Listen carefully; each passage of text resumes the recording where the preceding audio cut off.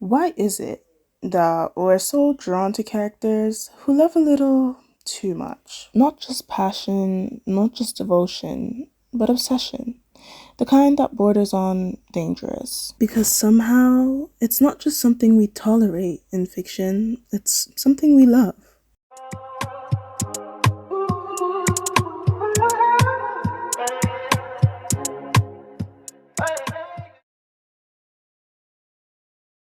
The obsession trope in romance centers around a character, often a love interest, but not always, whose feelings go beyond normal affection. This isn't casual love. It's intense, fixated, and most times irrational. They don't just want the other person, they need them. Think about lines like, I can't live without you. You're mine. I'd destroy the world for you. I won't let you get away. If I can't have you, no one can. Now, in real life, these would be red flags, black flags, even, okay? But in fiction, they're often framed as irresistible. So, what exactly is it that's going on here? At its core, the obsession trope delivers something many romances don't: emotional extremity. It takes love and it pushes it to its limit, absolute limit. In everyday life, love is often quiet, complicated, and sometimes uncertain. But obsession removes that uncertainty. There's no ambiguity, no mixed signals. You are chosen, completely and undeniably. That intensity becomes a form of escapism, a way to experience overwhelming desire without real world consequences. Now, one of the biggest appeals of this fantasy, right, is being irreplaceable. In obsession based romances, the object of affection isn't just loved, they are singular. No one else compares, no one else matters. And honestly, that taps into a very human desire to feel seen, valued, and prioritized above everything else. It answers a deep emotional question: what would it feel like to be someone's entire world? Now, I'm sure we've all wondered that once or twice, but ultimately, we've seen what that type of obsession can look like in real life and how toxic of a relationship that truly would be. One that no one would desire to be a part of in real life. So there's a strong connection between obsession and power. Sometimes the obsessed character is powerful, socially, physically, or psychologically. Their fixation creates tension. Will they protect or will they control? This dynamic can be thrilling because it plays with boundaries in a safe, fictional space. Emphasis on fictional. The audience gets to explore things like vulnerability, dominance, and surrender, and all without real risk. It's not necessarily about endorsing the behavior, something that a lot of people who virtue signal think we do. It's about engaging with the emotional stakes it creates. Obsession often comes with an edge of danger, and ironically, that danger makes the romance more compelling. Because love that is calm is comforting, but love that is unpredictable, dangerous, explosive is unforgettable. Now, if you are a fan of this trope, please drop down your favorite piece of media, whatever it may be. It can be manhwa, manga, book, novel, movie, TV show, whatever it may be, contains this trope. Please drop it down into the comment section below because I would love some recommendations. Like I would love some more recommendations, okay? But I'm not someone that takes without giving, so I'll give you one of mine. I'll put you on. This is one of my favorites, right? It's called Her Merry Obsession. It's on Mount. You can also read it on Webtoon, wherever. I am obsessed, yeah, with this manhwa. It does things a little differently because, like we discussed earlier, right? It's most often the love interest that is the one who's like obsessed with the main character, right? The female lead or the male lead if you're into BL, whatever. However, in this title, we have the female lead, the main character, who is the one that is like crazily obsessed with her husband who disappeared in the story, right? And he's also the love interest. And even though the male lead in this is also flipping crazy. Like, he's insane. He's insane. Even though he's insane and crazy himself, I like the fact that the whole story like snowballs into the mess that it is because the female lead is the one that is crazy and obsessed with her husband. So I kind of liked seeing that being like different because usually you have like the female lead who's like a damsel in distress or whatever. I don't know. She's always the one that's like innocent. She was minding her business, and all of a sudden there comes this stalker stalking her or whatever the fuck.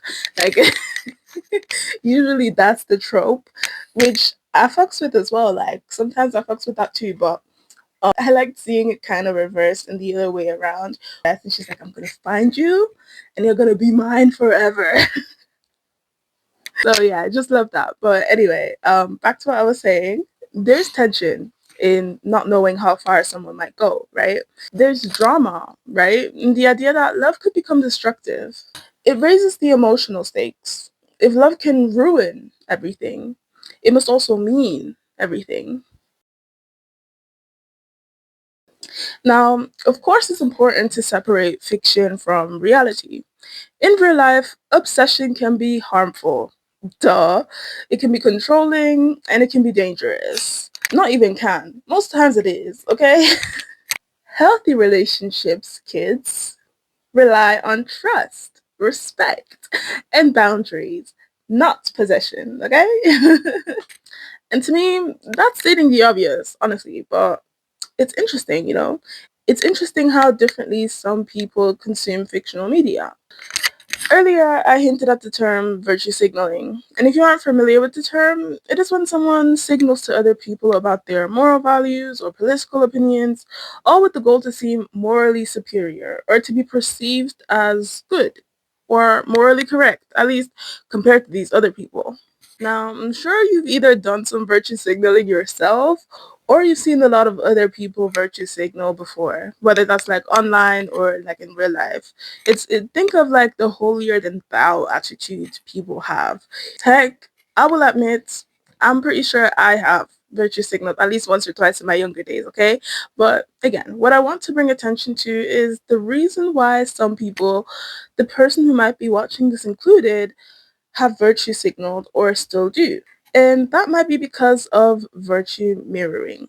Now, what is virtue mirroring? The idea that a person cannot enjoy media or characters in media that don't align with their personal values. Now, shout out to Illuminati for this definition and term she made to explain this. I got this from her video, How This Didn't Age Well, Destroyed Media Literacy. It is such a good video. If you are into video essays, honestly, even if you aren't into video essays, watch that video. It is so good. I highly recommend it. But I just wanted to pull some things that she said, including the virtue mirroring definition and term she made. And some other terms she brought up and stuff and something she explained in there. I want to pull from that video a little bit and talk about how people consume media, right? So when it comes to virtue mirroring, I see people who believe that they cannot like a problematic character or a piece of media without it meaning that they themselves are also problematic and that they condone or endorse it in some sort of way.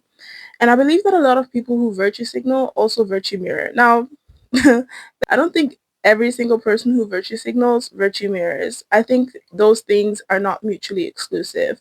For sure, there are definitely people who virtue signal without virtue mirroring because their goal is to set themselves as morally superior to others. That is literally ultimately their goal, right? It's about their reputation or how people see them, how they are perceived by others, more than it is about, like their personal views. Now, when it comes to how differently people consume media, there's a term called moral media consumption, as well as ethical consumerism. This is the practice of making purchasing decisions based on ethical considerations, such as social or environmental impact. Think of people who don't shop fast fashion, right? Because of the environmental impact. Think of boycotting a certain company because of the social or environmental impact that they have that is negative.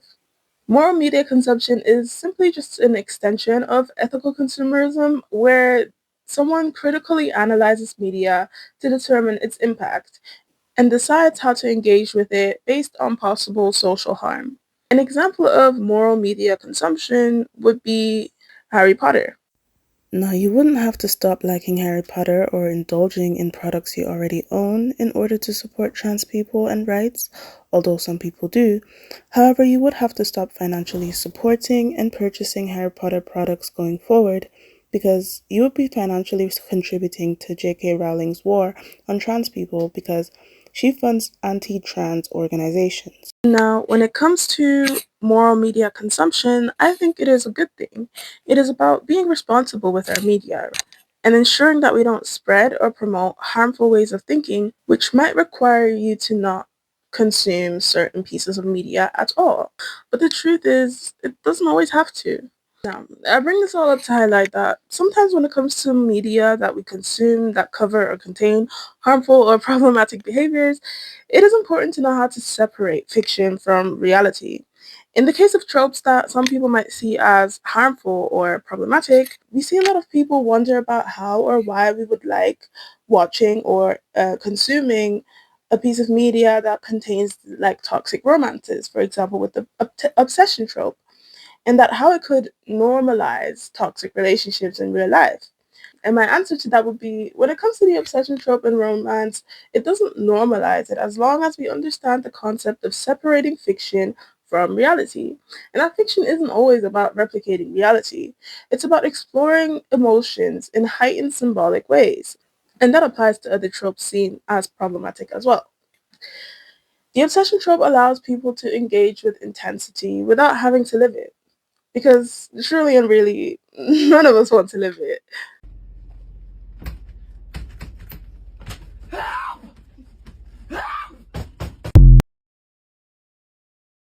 So, why is it that this trope keeps showing up again and again?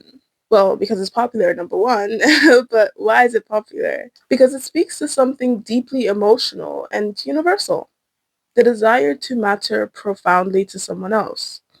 Not just to be liked, not just to be loved, but to be essential, to be needed. An obsession in fiction exaggerates that feeling to its extreme. Now, the obsession trope isn't about healthy love, okay? It's about intense love, magnified, distorted, and dramatized. It's messy and it's complicated. And that is exactly why it fascinates us. Because sometimes what we want from stories isn't reality, it's everything turned all the way up. I'm like, at least they're coming after me. At least someone is putting in some freaking effort. Wow, you went out of your way to track me down and find me? Yeah, let's go to dinner. Absolutely. You need to be more paranoid. Is that crazy? Yeah, I don't know if this Yeah, is I'm like, good. I'm gonna get kidnapped. And you're like, he's taking me somewhere. Oh my god, he's taking me on a trip. Going on vacation. I'm going to Belize. I love surprises. I'm like, what is the blindfold for? I'm like, ooh, you're weird. Hi, my name is Daniela and welcome to the Dani Mansion. If you like this video, please make sure to drop a like and a comment and don't forget to subscribe to see more like it. This is the very first video I'm uploading to my channel and I hope to be able to do more things like this as well as other types of content like reacting to your favorite TV shows, movies, anime, etc. and, reviewing them. So if that sounds like something you'd be interested in, make sure to subscribe to stay tuned and drop any suggestions you may have down below in the comment section. Thanks so much for watching and I'll see you guys next time.